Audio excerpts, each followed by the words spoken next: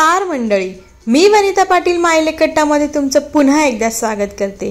आज मी सगळी पीठं एकत्र करून त्यामध्ये मस्त अशी मेथीची पाने घालून खमंग अशा खुसखुशीत पुऱ्या करणार आहे। तर चला रेसिपीला सुरुवात करूयात। मी इथे एक जुडी मेथीची पाने निवडून घेतलेली आहेत। स्वच्छ 2 पाण्याने धुवून घ्यायची आणि सुरीच्या सहाय्याने बारीक चिरून घ्यायची। मेथी निवडताना देठ जास्त घ्यायची नाहीत, फक्त पानेच घ्यायची। मेथीची पाने चिरून झाली की 3 ते 4 हिरव्या मिरच्या, अर्धा चमचा जिरं, 2 इंच अद्रक, 1 चमचा बडीशेप आणि 1 मोठा टोमॅटो चिरून घ्यायचा। थोडीशी कोथिंबीर घ्यायची आणि या सगळ्यांची बारीक पेस्ट करून घ्यायची। आता एका बाउलमध्ये आपण घेऊयात 1 वाटी बाजरीचं पीठ, 1 वाटी गव्हाचं पीठ, 1 चमचा भरून बारीक रवा, 2 मोठे चमचे भरून चण्याचं पीठ घ्यायचं, 1 मोठा चमचा भरून सफेद तीळ घ्यायचे, 1 चमचा भरून ओवा घालायचा, चवीपुरतं मीठ घालायचं, अर्धा चमचा भरून हळद घालायची, 1 मोठा चमचा भरून लाल मिरची पावडर घालायची। तुम्ही लाल तिखट तुमच्या अंदाजाप्रमाणे कमी जास्त घालू शकता। अर्धा चमचा भरून जिरा पावडर घालायची, 2 चिमूट भरून हिंग घालायची, 1 मोठा चमचा भरून कसुरी मेथी घालायची। त्यानंतर मगाशी जी पेस्ट केली होती ती पेस्ट आपण घालूयात आणि 2 मोठे चमचे भरून तेल घालायचं आणि त्यामध्ये बारीक चिरलेली मेथी घालायची। त्यामध्ये तुम्ही थोडीशी कोथिंबीरही कापून घालू शकता। आता हे सगळे जिन्नस हाताच्या सहाय्याने छान एकजीव करून घ्यायचे।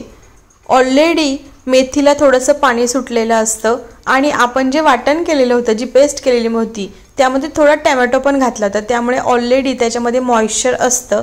ही पीठं त्यामध्येच मस्त एकजीव मिक्स करून घ्यायची आणि हलका पाण्याचा हपका मारून हे पीठ थोडंसं घट्टसरच मळून घ्यायचं।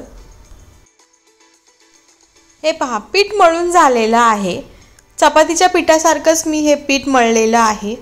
आता आपण त्याच्या छोटे छोटे लिंबा एवढे गोळे करून त्यावर थोडंसं तेल घालूया आणि 10 मिनिटं बाजूला ठेवून द्यायचं। 10 मिनिटांनी आपण याच्या छोट्या छोट्या पुऱ्या लाटून घ्यायच्या, थोड्याशा जाडसरच लाटायच्या। पुऱ्या लाटून झाल्या की गरम तेलामध्ये छान खरपूस सोनेरी रंगावर तळून घ्यायच्या। हे पहा, पुरी कशी मस्त टम्म फुगलेली आहे। आता सगळ्या पुऱ्या मी तळून घेणार आहे। या पुऱ्या तळताना सुरुवातीला गॅस मोठा ठेवायचा, नंतर तेल जास्त कडकडीत तापलं की मध्यम करायचा। आता थंडीच्या दिवसामध्ये बाजरीचं सेवन आणि मेथीचं सेवन आपल्या शरीराला खूप सारी ऊर्जा देते आणि या पुऱ्या इतक्या खमंग आणि रुचकर होतात की मोठी माणसेच काय, लहान मुलेही अगदी आनंदाने मिटक्या मारत खातात। या पुऱ्यांमध्ये मी बाजरीचं पीठ घातलेलं आहे। तुम्ही बाजरीच्या पिठाऐवजी ज्वारीचं पीठही घालू शकता। त्याचप्रमाणे यामध्ये मी सफेद तीळही घातलेले आहेत, जे की खूप छान असा ऊर्जेचा स्रोत आहे। आणि सगळ्यात महत्त्वाची गोष्ट म्हणजे जर तुम्ही कुठे बाहेरगावी पिकनिकला कुठे 3 ते 4 दिवसाचा प्रवास करत असाल तर या पुऱ्या बरोबर नेण्यासाठी अगदी उत्तम आहे। म्हणजे हेल्दी आहेत, पौष्टिक आहेत आणि 3 ते 4 दिवस ह्या अगदी आरामात टिकतात। आणि याबरोबर तुम्ही दही किंवा शेंगदाण्याची चटणी नेली तर तुमचा अगदी खाण्याचा प्रश्नच मिटून जातो। मी इथे शेंगदाण्याची चटणीही केलेली आहे।